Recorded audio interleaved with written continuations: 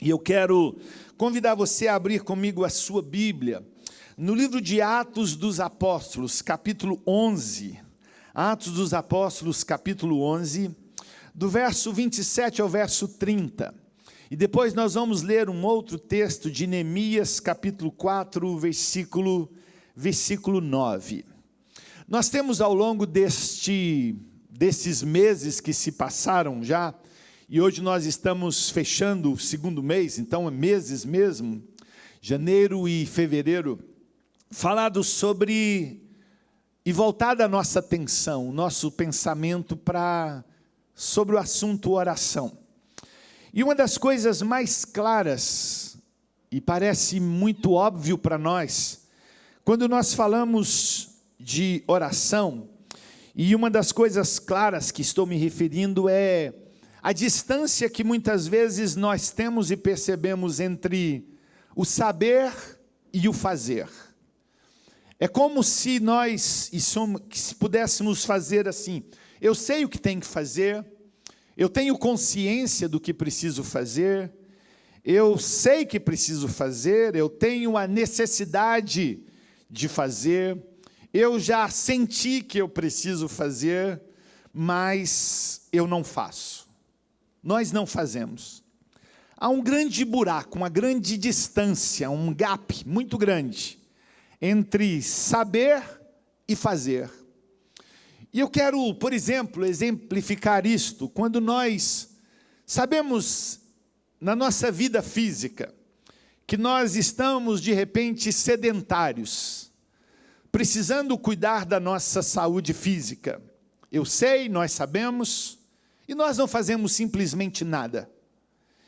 Ontem eu reuni a minha casa à noite e recebemos uma sobrinha que há muito nós não víamos, e decidimos fazer um pequeno lanche, um pão de queijo, um pão com queijo, algumas coisas assim, e preparamos a mesa, e havia as opções, e uma das opções que tinha lá era leite. Eu disse: eu não vou beber leite. E eu fiz algo que eu sei que eu não posso fazer, e eu não sei nem porque eu fiz. Eu tomei meia caneca de café. Foi o suficiente para que essa noite, de ontem para hoje, eu passasse a noite em claro. Eu não dormi. Eu sei que eu não posso fazer. Eu já sabia disso. Mas eu não sei porque eu acabei fazendo isto. E isso trouxe um prejuízo muito grande para mim. Eu passei a noite praticamente em claro. Praticamente em claro. Uma outra coisa que a gente percebe é que quando nós olhamos para algumas situações nas nossas vidas, quando nós olhamos algumas coisas na nossa casa, às vezes olhamos para alguma coisa no nosso casamento, na vida dos nossos filhos, do nosso cônjuge, as pessoas do nosso relacionamento. Quando nós olhamos para isto e nós descobrimos que alguma coisa precisa ser feita, e nós não fazemos. Nós sabemos que temos que fazer. Nós sabemos que algumas coisas precisam ser mudadas. Nós sabemos que decisões precisam ser tomadas. Atitudes precisam ser tomadas em relação a situações e pessoas das nossas vidas e casas. E nós não fazemos isto. O que isso tem a ver com oração? Muitas vezes nós aprendemos com a dor e o sofrimento. E como tudo na vida, uma vida de oração é algo que é aprendido. E nós aprendemos, e eu e você sabemos que as necessidades nos forjam, nos moldam. Mas muitas e muitas vezes nós acumulamos muitas dores. Às vezes nós choramos muito, simplesmente ou pelo fato de nós não tomarmos a decisão, nós não fazermos, nós não orarmos, nós não tomarmos aquele passo entre saber e fazer. E muitas vezes isso se aplica à nossa vida de oração, e muitas vezes isso se aplica às nossas vidas como um todo, de um modo geral. E o que nós descobrimos com isso? Que estas coisas são danosas, estas coisas são ruins, elas coisas se apresentam para nós como perdas. Mas o que nós podemos fazer diante de tudo isto? Quando nós olhamos a Bíblia e lemos a Bíblia desde o início, nós vamos descobrir, por exemplo, que os patriarcas lá no início tinham um hábito, e a oração daqueles homens lá no passado eram orações que eles invocavam o Senhor. Eram orações invocatórias, eles não conheciam a Deus, e depois de conhecerem a Deus, eles tinham uma forma de orar, e a oração deles era invocando a presença do Senhor. Durante os períodos chamado pós ou pré-exílico, antes que o povo fosse levado para o cativeiro, uma modalidade de oração que estava ali presente é, eles sabendo, tendo conhecimento da necessidade do problema que estava sobre a nação de Israel, a oração que eles faziam eram orações intercessórias, e eles clamavam e intercediam junto à presença de Deus em favor da necessidade daquele povo e daquela nação. Mas o cativeiro veio, o exílio veio, e durante o exílio, agora, eles mudam, não mais pedindo, Senhor, nos livra do cativeiro, mas agora, no cativeiro ali, eles então precisavam entender e entendiam que precisavam buscar a face do Senhor, precisavam buscar a presença do Senhor, estando ali naquela condição. Mas, no pós-exílio, quando eles retornam para a terra da possessão deles, agora eles mudam a sua forma de oração. Eles agora buscam e se voltam mais para a devoção, se voltam mais para estarem diante de Deus.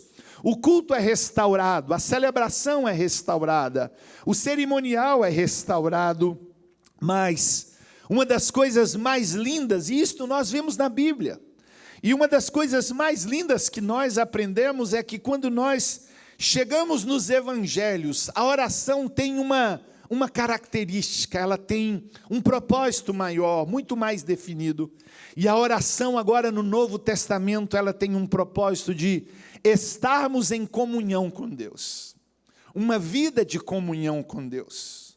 Intercessão é importante, sim, batalha espiritual é importante, súplica é importante, clamor é importante, são formas e modalidades de oração, mas uma das coisas que nós aprendemos à luz da palavra de Deus é que no Novo Testamento, a partir dos evangelhos, nós vamos ver que a ideia de Deus e o pensamento de Deus, quando Ele nos fala e nos ensina sobre oração, a ideia de Deus é que nós tenhamos com Ele uma vida de comunhão.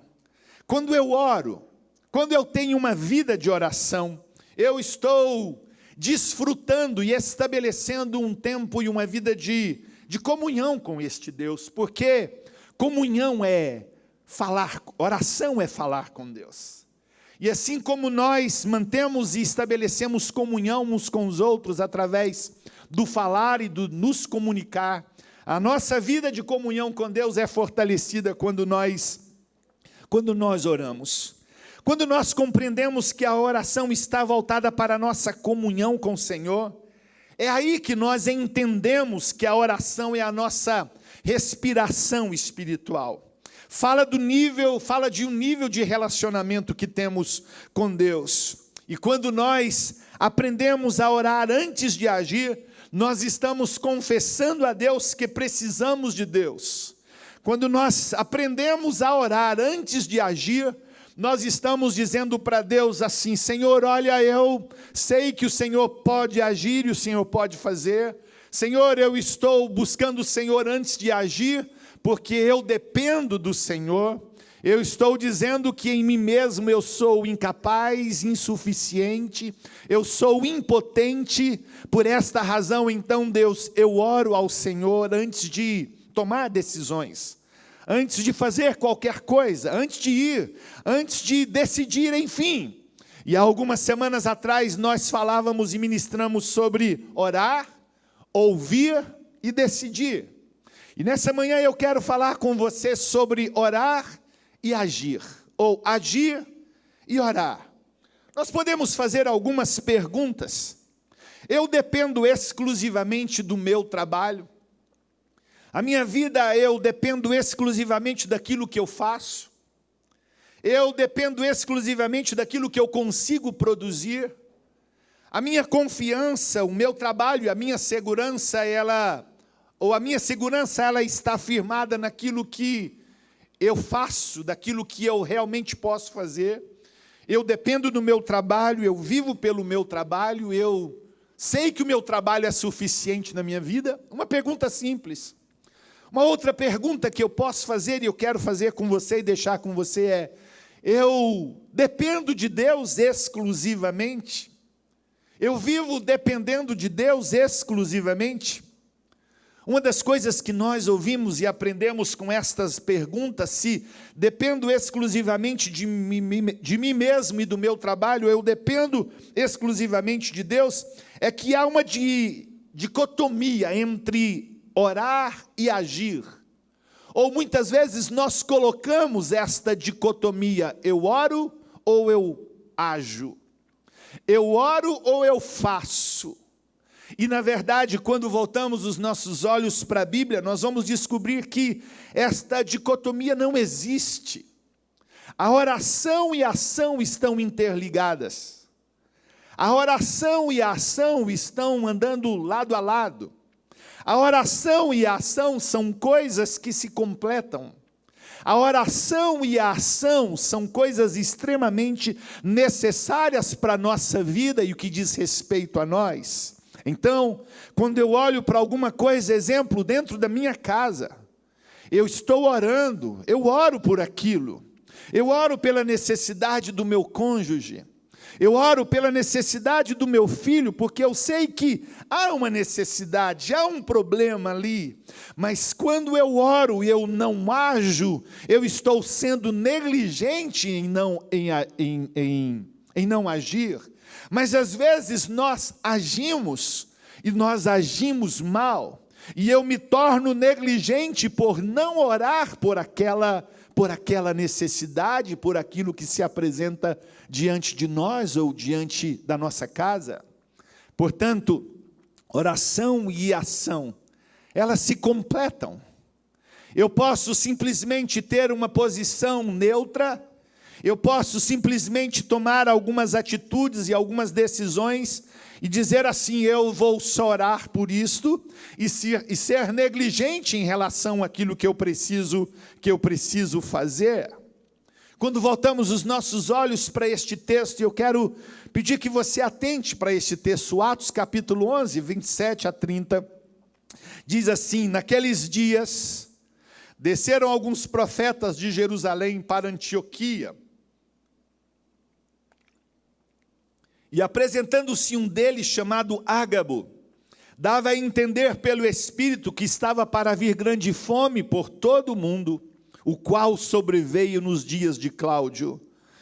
Os discípulos, cada um conforme as suas posses, resolveram enviar socorro aos irmãos que moravam na Judéia, o que eles com efeito fizeram, enviando-os aos presbíteros por intermédio de Barnabé e de Saulo. Uma das coisas que nós aprendemos na vida de oração, ou quando oramos, é que a igreja age em favor do outro.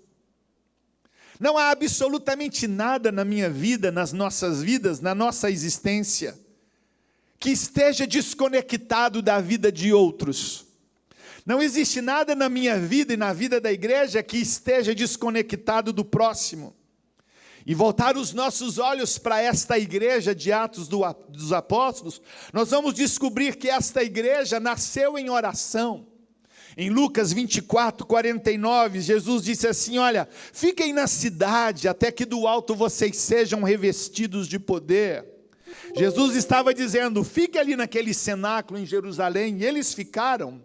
Qual foi o resultado desta permanência e desta obediência?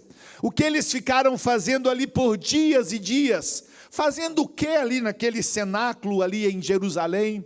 E claramente nos ensina a palavra que eles estavam orando. E eles oravam dizendo: Senhor, que se cumpra a promessa do Senhor sobre nós.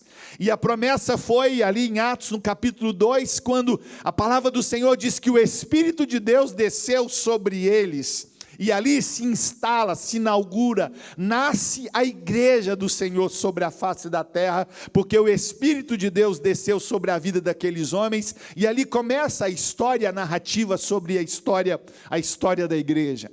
Observe, não há nada exclusivamente para uma pessoa.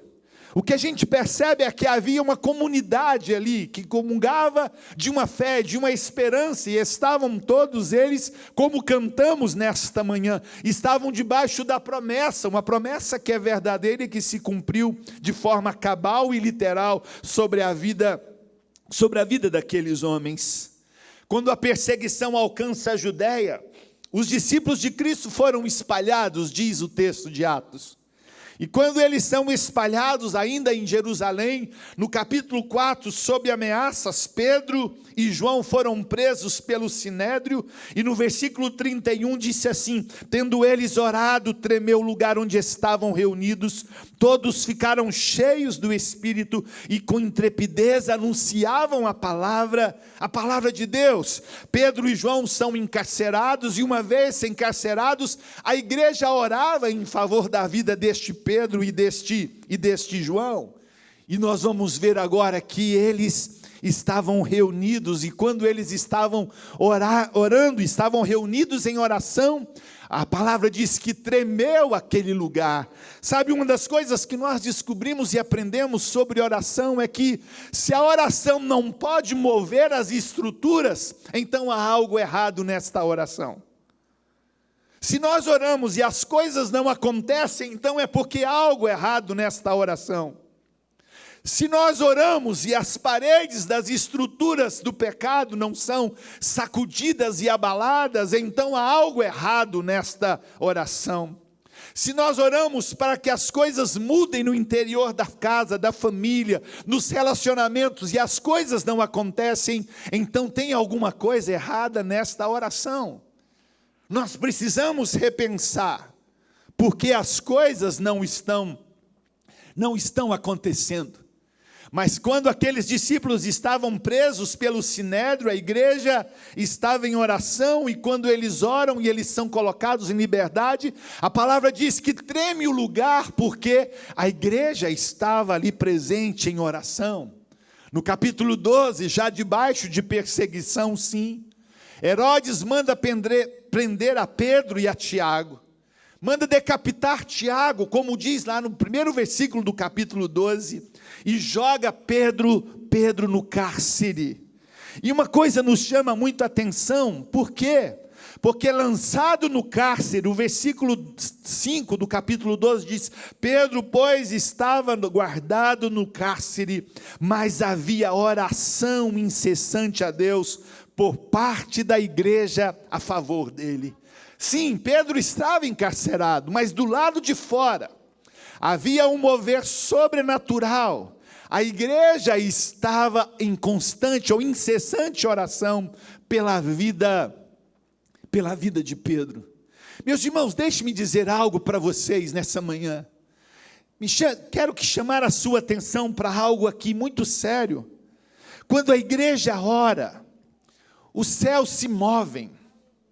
Quando a igreja ora, o inferno estremece, e o sobrenatural de Deus e os milagres de Deus acontecem. Mas há uma tríade que eu quero chamar a sua atenção e eu quero considerar com você, à luz do que a palavra do Senhor nos ensina. A palavra fala de Deus, fala do eu e o outro. É essa tríade que eu quero considerar com você. Jesus nos ensina sobre os dois grandes mandamentos. Perguntaram a ele: Senhor, qual que é os grandes mandamentos? E Jesus disse assim: o primeiro mandamento é: amarás o Senhor teu Deus de todo o teu coração, de toda a tua alma, com todo o teu entendimento. Amarás a Deus acima de todas as coisas. Olha, Deus está presente nisto aqui. Mas Jesus continua dizendo no segundo mandamento: e amarás o teu próximo como a ti mesmo. Então observe essa tríade: Deus, eu e o outro, Deus e eu. Não importa a ordem, e é neste contexto, e é nessa necessidade, ou nesta realidade, que nós percebemos uma coisa: eu só consigo ver o outro quando eu consigo me ver. Eu só consigo ver o outro quando eu consigo me ver.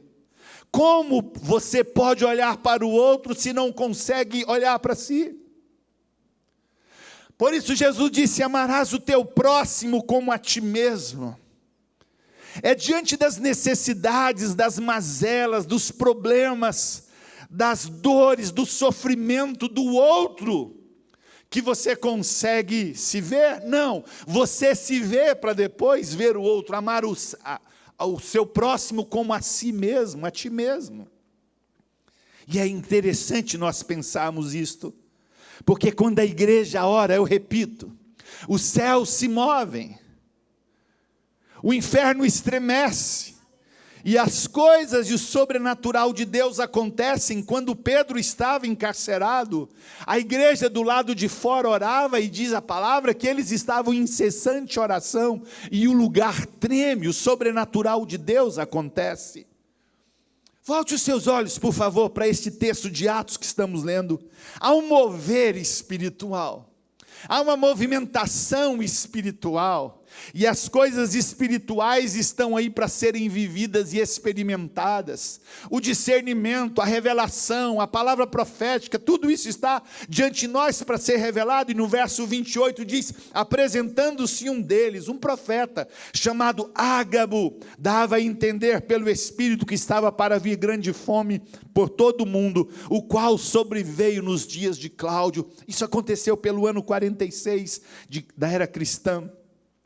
Naquela igreja havia profetas e mestres, e a oração, ou sobrenatural, na vida daquela igreja era algo comum. A nossa espiritualidade, irmãos, não pode fazer de nós letárgicos, entorpecidos, sonolentos e indiferentes. Por que isto? Porque às vezes nós nos colocamos naquela posição de orar, e nos tornamos sonolentos, letárgicos, entorpecidos, aprisionados em nós mesmos, e nós nos recusamos a dar um passo e dizer: eu vou agir. E esta história nos mostra o contrário. Se ficássemos aqui com a história da revelação, se ficássemos aqui com a palavra profética de Ágabo: olha, vai vir uma grande fome, centenas de milhares de irmãos morreriam de fome, passariam por necessidade extrema. Mas o que aconteceu foi que, a partir daquela revelação dada por Deus, a partir daquele mover espiritual da parte de Deus, aconteceu um mover físico, material, para atender quem? Os menos favorecidos. Há uma ação física espiritual. Veja o que acontece no versículo 29. Os discípulos, cada um conforme as suas posses, resolveram enviar socorro aos irmãos que moravam na Judeia. Eles estavam aqui em Antioquia, havia uma necessidade maior na Judeia, e cada um então, segundo as suas posses, e não eram homens ricos, estavam debaixo de perseguição, muitos que ali estavam tinham tido seus bens confiscados, por isso fugiram para aquela região. E agora a palavra do Senhor diz que eles então, segundo as suas posses, supriram a necessidade material daquele povo. A oração, ela nos move. Se a oração não me move em direção ao outro, tem algo errado com a minha oração. Deus revelou através de Ágabo que viria fome, como veio. Mas quando esta revelação da parte de Deus aconteceu e alcançou a vida da igreja, o que eles fizeram? Escute, vamos nos preparar então, porque fome virá, necessidades virão aí adiante. Eu quero que você pare um instantezinho, eu quero chamar você para pensar. Você já percebeu que nós estamos em uma guerra? Você já percebeu como as famílias estão sofrendo? Você já percebeu quantas lutas espirituais e problemas as famílias estão travando?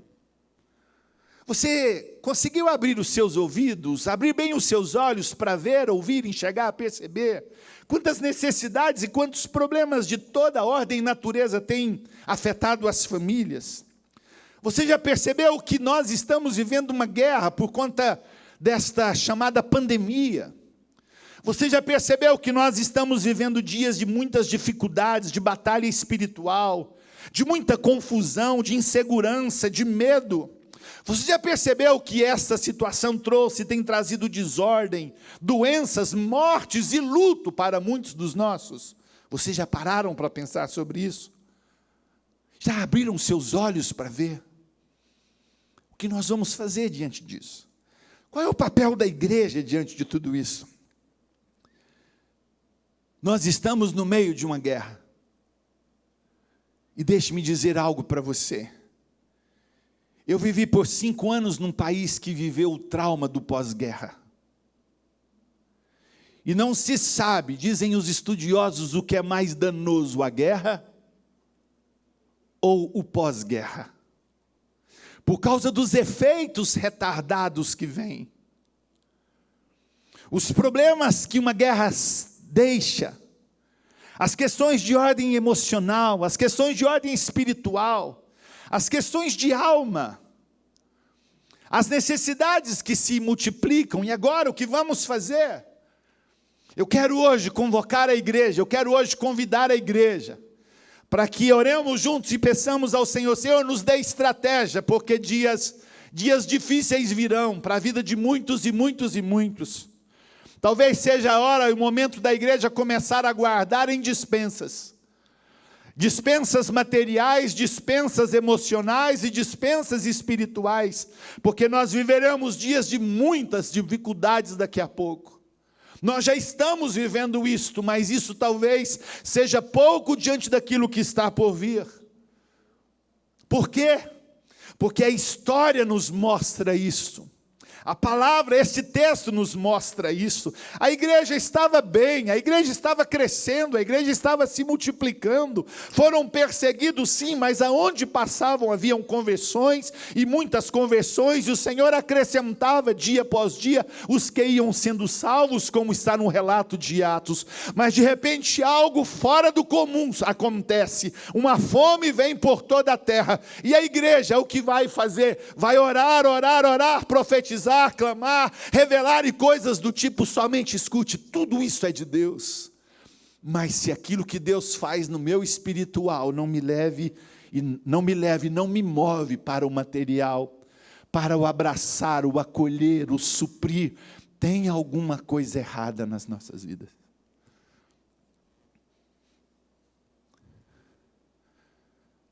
Cada alvo que nós estabelecemos para esta semana de oração tem um porquê. Por trás de cada alvo que nós estabelecemos para a oração, tem uma realidade espiritual.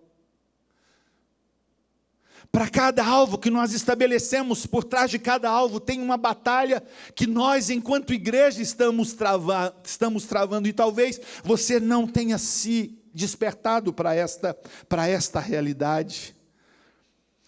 Quantas vezes ouvimos de uma necessidade, seja ela qual for, e diz: eu vou orar por você.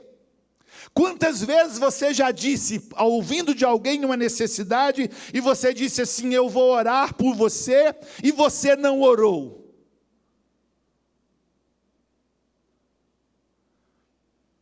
Se nós nem oramos, muito pouco provável nós agiremos. Se eu não posso me compadecer na presença de Deus em favor do outro, do meu próximo, se eu não me compadeço em favor dele em oração, eu muito provavelmente vou me compadecer agindo em direção desse necessitado. A igreja de Atos sofreu dias difíceis, um tempo de fome, e fome era fome mesmo. E quando esta igreja é despertada pelo Espírito de Deus através de um profeta dizendo: ei, virá um tempo de fome, a igreja se preparou para aquilo, mas nós estamos vivendo um tempo de muitas adversidades. Nós, enquanto nação brasileira, enquanto povo, as nações da terra estão gemendo, se contorcendo, não há uma palavra, uma direção. Nós, enquanto nação brasileira, gememos quando um problema de saúde pública se tornou uma guerra política, e nós estamos vendo os nossos sofrendo, chorar o luto, a perda de uma ovelha, chorar a perda de um amigo, de um irmão, isso pesa no coração, isso deve pesar na vida da igreja. Sabe, meus irmãos, quantas vezes você ouviu alguém dizendo: ore por mim, e você disse: eu vou orar, e você simplesmente não orou? A oração leva-nos a mover em direção do outro. A oração me mobiliza, a oração faz com que o meu corpo, as minhas condições, os meus recursos, o que tenho, o que sou, se move em direção ao outro. A igreja age em favor do outro. Esta é a ideia quando uma igreja é uma igreja que ora. Mas nós também não podemos ficar somente na ação, e eu vejo muitas igrejas e muitos movimentos que fazem, mas espiritualidade zero, vida com Deus zero, é como se fizessem aquilo para assegurar a salvação, quando a palavra diz que a minha salvação é graça de Deus, única e exclusivamente graça de Deus. Por outro lado, temos os espirituais que espiritualizam, oram, mas não fazem. O que Deus quer que façamos então? O que Deus quer que você faça? O que Deus quer que nós, enquanto igreja, façamos? Que nós nos movamos espiritualmente em oração, mas que a minha espiritualidade, a minha oração, me mova em direção do necessitado. E a necessidade, ela não é... Quando falamos de necessidade, nós pensamos em cesta básica. E eu louvo a Deus porque temos uma igreja muito doadora, temos uma igreja muito abençoadora, temos uma igreja mobilizadora para suprir necessidades, mas não é dessa necessidade exclusivamente que estou falando, também sim, mas eu estou falando da necessidade emocional, da necessidade espiritual, da necessidade de comportamento, de posicionamento, que muitas e muitas vezes tem trazido morte e destruição para muitas vidas e famílias. O que nós vamos fazer? O orar está em harmonia com o agir. Sabe, há poucos livros, muito poucos livros na Bíblia tão completos como o livro de Neemias. Poucos.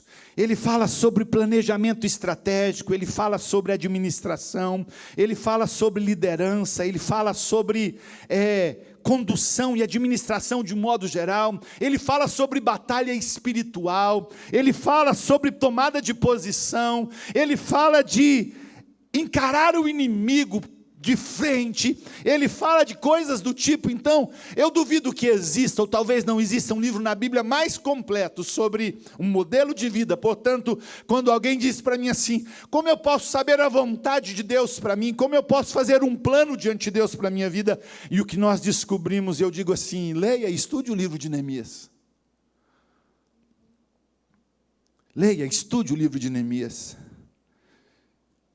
Mas Neemias estava numa posição muito interessante. Ele estava no cativeiro. Ele estava servindo o rei, o imperador na época. E no primeiro capítulo ele ouve uma palavra dizendo: Jerusalém, os seus muros, as suas portas estão todas queimadas a fogo, e os que estão lá, estão passando necessidade, morrendo de fome, estão abandonados e largados.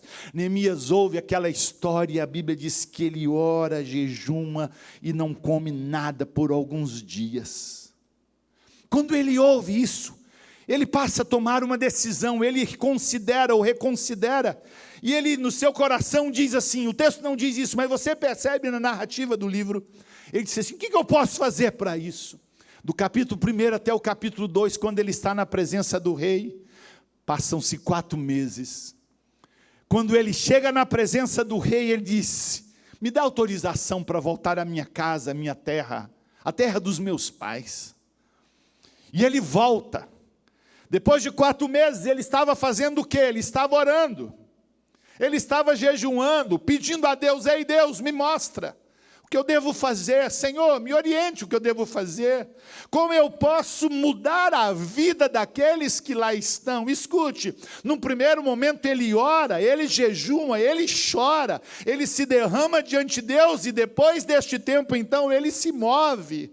Veja, a oração levou ele a uma ação, mas ele não fez nenhuma ação sem que primeiro orasse e dissesse, Senhor, como eu devo fazer, ou o que eu devo fazer? E ele ora e se coloca diante de Deus nisso. Escuta, isso se aplica a tudo nas nossas vidas, aplica-se à vida conjugal, à vida profissional, aos projetos, aos estudos, a tudo nas nossas vidas.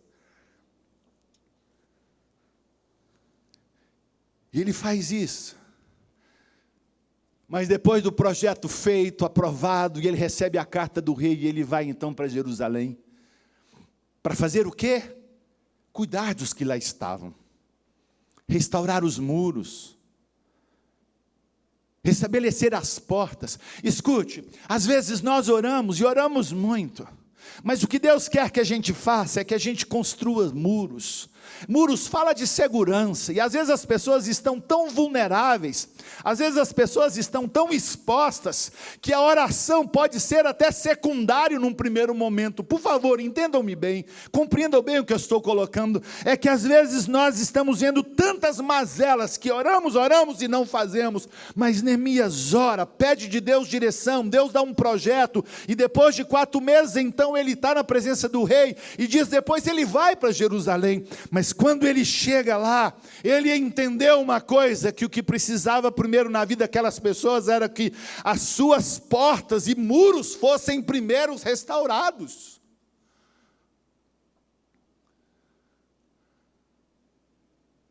Isso fala de segurança, isso fala de estabilidade.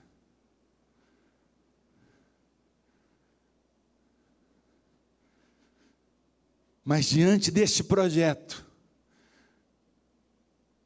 quando ele começa a fazer esta obra, por favor, leia Neemias, estude, aplique os princípios de Neemias para o seu negócio, aplique os princípios de Neemias para a sua família, aplique os princípios de Neemias para os seus projetos de vida. Faça isso, faça.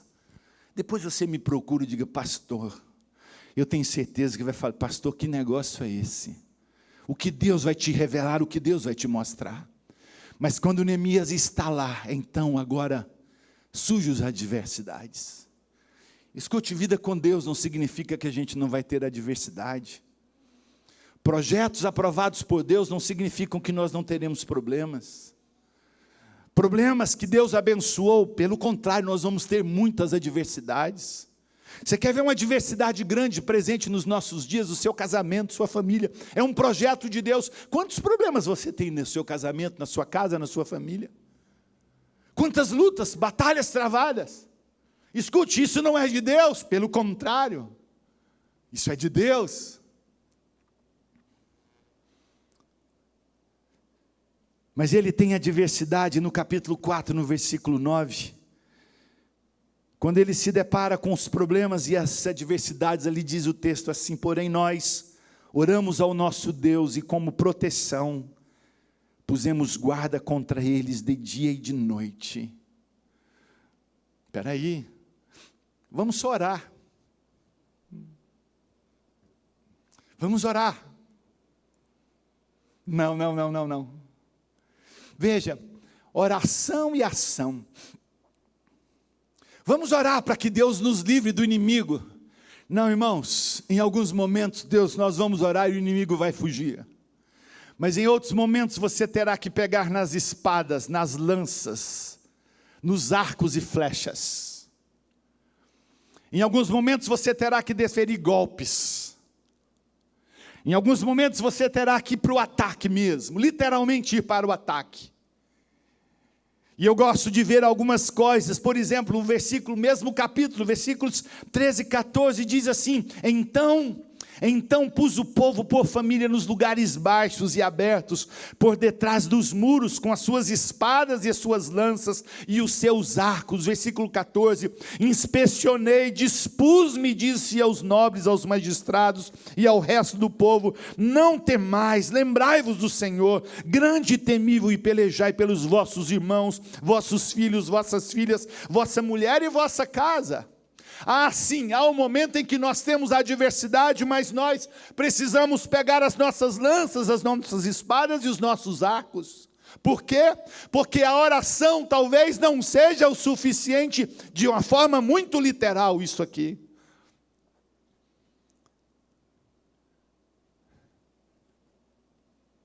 Quer um exemplo? Sabe aquela conversa que você está adiando há muito tempo em casa e que você não está adiando?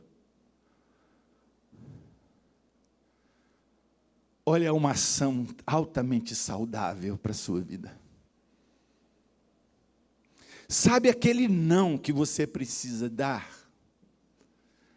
Sabe aquele basta em algumas situações e você está fazendo muitas vezes o quê? Orando, orando, orando. É bem verdade em que em alguns momentos a Bíblia diz para a gente aguardar a salvação do Senhor, e isto em silêncio.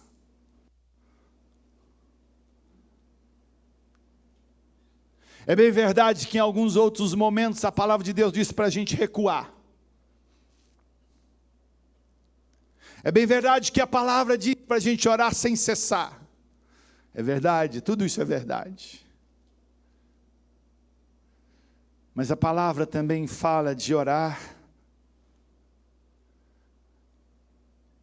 e em sintonia com o agir, ou agir em sintonia com o orar.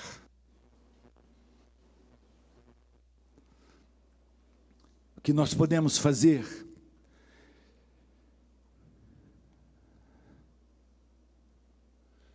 essas coisas não são inseparáveis.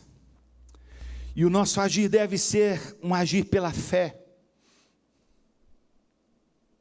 Há uma lei da física que fala sobre ação e reação. E a oração está ligada a uma lei espiritual. E quando nós oramos, nós agimos no mundo espiritual. E quando nós oramos, a nossa oração produz reação. Quando nós oramos, a nossa oração produz reação. A nossa oração faz efeito, surte efeito. Orar e agir são coisas que se completam. Por isso há coisas que somente Deus vai poder fazer e há coisas que somente você vai fazer. Exemplo, eu quero que Deus abençoe a minha colheita, mas antes que eu colha, eu preciso arar a terra, eu preciso tirar os tocos, eu preciso afofar a terra, eu preciso semear, mas Deus não vai fazer isto por mim. Deus vai abençoar para que mande a chuva, e uma vez que Ele manda a chuva, a semente vai germinar e produzir e dar fruto, mas primeiro eu precisei arar a terra, tirar o toco, semear a semente. E como Paulo diz em 1 Coríntios capítulo 2, quem dá o crescimento é o Senhor. Eu plantei, o outro regou, mas quem dá crescimento é o Senhor. Eu me lembro quando estava meditando nessa história, nessa palavra, me lembro quando eu estava na minha pré-adolescência para a adolescência, e ia com os meus irmãos e os meus primos para a fazenda dos tios, e a minha família é voltada para agricultura e lavoura, e eu me lembro que quando garoto, criança, íamos e aprontávamos muito nessas passeios, mas eu tinha um tio que dizia: ok, vocês podem ir, mas tem que trabalhar. E eu me lembro de uma lição que eu jamais vou me esquecer dela.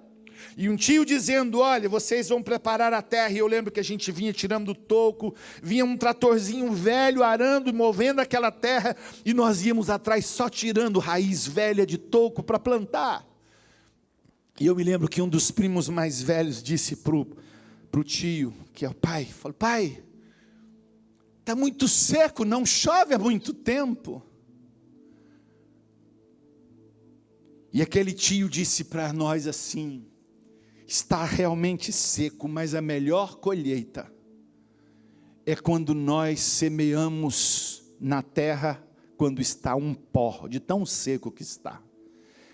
E aquele tio disse assim, eu não me esqueço disso, minha adolescência, pré-adolescência, aquele tio disse assim, nós preparamos a terra, nós semeamos, mas quem vai mandar a chuva, Deus é que vai mandar a chuva. E ele não conhecia o Senhor. E eu me lembro que eu vi, e era dureza tirar aqueles tocos. Pensa, uma criança de 10, 11 anos de idade, arrancando toco no meio da terra bruta. Eu lembro depois de ver aquela lavoura florescendo, germinando. Escute, o que não está acontecendo na sua vida? O que falta para acontecer na sua vida? Em Neemias, no capítulo 4 ainda, lá no versos 17 e 21, olha que essa história aqui. Os carregadores que por si mesmos tomavam as cargas, cada um com as suas mãos, faziam a obra, e com a outra segurava a arma. Escute, eu e você, nós, igreja, estamos envolvidos numa obra. E aqui era uma obra física, era a restauração. Com uma mão eles estavam com a colher de pedreiro, com a marreta, com a picareta, com uma enxada, com uma pá virando concreto, a massa ali. Com a outra mão eles tinham espadas, lanças, arcos. Os edificadores, verso 18, cada um trazia a sua espada à cinta, e assim edificavam. O que tocava a trombeta estava junto de mim. Disse eu aos nobres, aos magistrados e ao resto do povo, grande e extensa é a obra, e nós estamos no muro muito separados, longe uns dos outros. Olha o distanciamento, olha quanto estar juntos é importante, olha o quanto orar juntos é importante, olha quanto estabelecer alvos é importante. E o texto diz assim, grande é a extensa a obra, e nós estamos no muro muito separados, longe uns dos outros. E o Senhor então fala através de Neemias, no lugar em que ouvides o som da trombeta, para ali acorrei a ter conosco, o nosso Deus pelejará por nós. Assim trabalhávamos na obra, e metade empunhava as lanças, desde o raiar do dia até o raiar do sol. Escute, se aqueles homens orassem,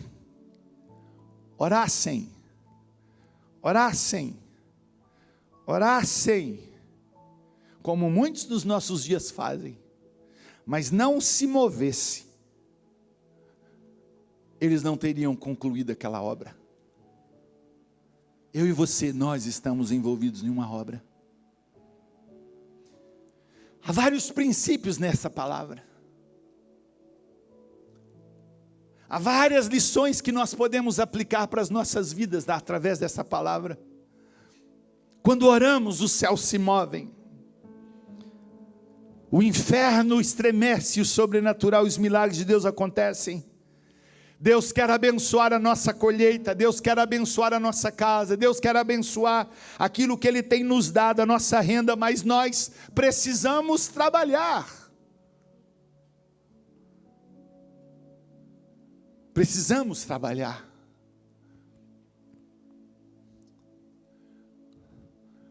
Davi escrevendo ou falando lá no Salmo 27, eu quero concluir. Ele diz no versículo 4 algumas palavras que me chamam a atenção. Uma coisa peço ao Senhor e a buscarei. É interessante, veja, o pedir e o agir. Quando ele fala uma coisa, peço ao Senhor, ele está pedindo. Veja a oração, veja o clamor, veja a súplica. Mas agora ele diz assim, mas uma coisa buscarei. Então há uma coisa, há algo que eu faço, eu oro, sim, eu oro, mas eu preciso aliar a minha oração, a minha ação, eu preciso agir, e eu ajo conduzido pela vontade e a direção de Deus. Oração e ação. Eu quero concluir, é o segundo concluir, né? Isaías é um profeta messiânico. Ele fala sobre Jesus, sobre o Messias. E no capítulo 59 do profeta Isaías, Deus falando sobre a condição daquele povo, daquela nação. Olha como Deus nos dá a lição, como Ele se torna um exemplo para nós. E no capítulo 59, no versículo 16, o Senhor disse assim: viu que não havia ajudador algum, e maravilhou-se de que não houvesse um intercessor, pelo que o seu próprio braço lhe trouxe a salvação, e a sua própria justiça o susteve. Deixe-me traduzir este texto para você. Deus olhava para a nação e via que dentre eles não havia um que se colocava diante de Deus em favor do povo e da nação. Deus então tomou uma decisão. Ele mandou Jesus. Ele enviou Jesus, este intercessor, aquele que se coloca entre nós e o Pai, Deus e os homens, entre Deus e os homens. Nós temos isso na palavra. Ore, mas haja.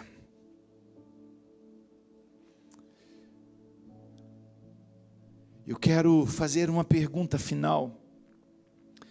Quantas vezes temos esperado que Deus faça aquilo que nós podemos fazer?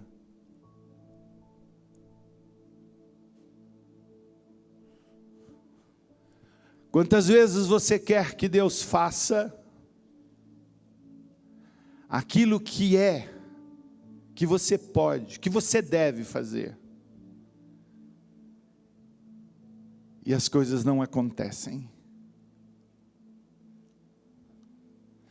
Eu não vou colher se eu não arar a terra e semear. Eu aro a terra, eu preparo o solo, eu semeio a semente, mas quem dá a bênção da chuva não sou eu, é Deus. Há algo que eu devo fazer. E há outras coisas que somente Deus pode fazer. Deus não vai e não pode fazer o que eu devo fazer. E eu não posso fazer e não vou fazer o que Deus pode e deve fazer.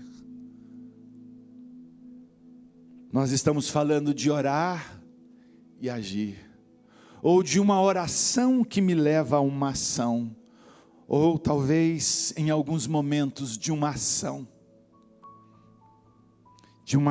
que me leva, ou que me leve a orar.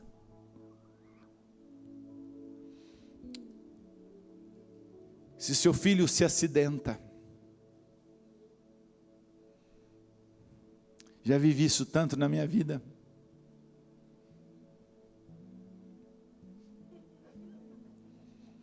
Se o seu filho se acidenta, que é um exemplo simples, prático para nós,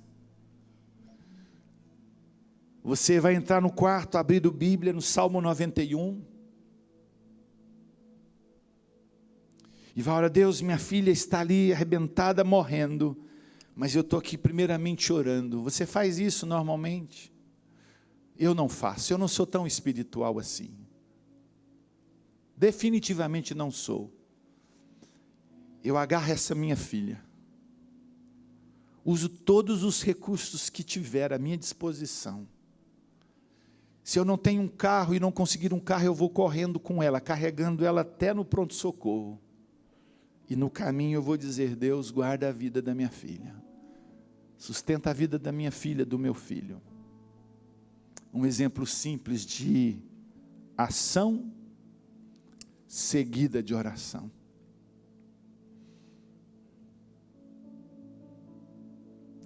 Coloque-se de pé.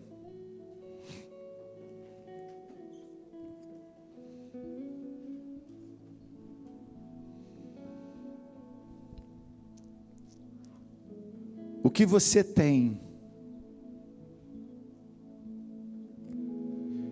esperado que Deus faça, que é para você fazer? Talvez é hora de tomar decisões, de agir.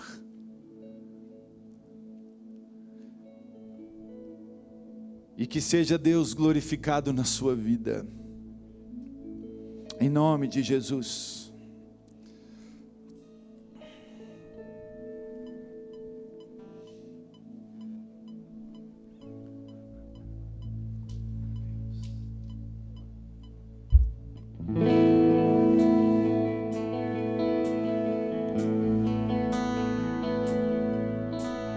Tu és bem-vindo aqui em nosso coração.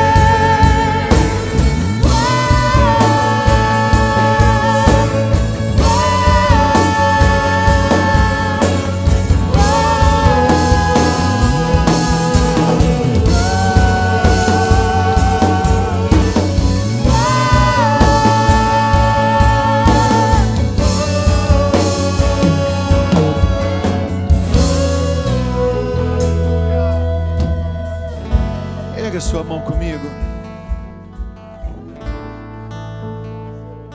Ore pela sua casa agora. Ore pela sua família. Ore pelas tomadas de posição, o agir que nessa manhã, nesse dia, o Senhor tenha falado ao seu coração. Ore pelo posicionamento que você sabe que precisa tomar. Ore por aquilo que você sabe que precisa fazer. E você está deixando para Deus fazer, mas é você quem precisa fazer. Em nome de Jesus.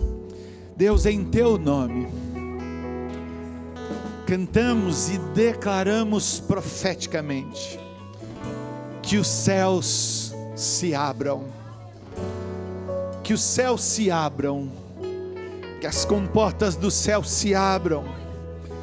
E o teu povo seja agraciado e abençoado por um derramar de bênçãos do trono do céu sobre nós.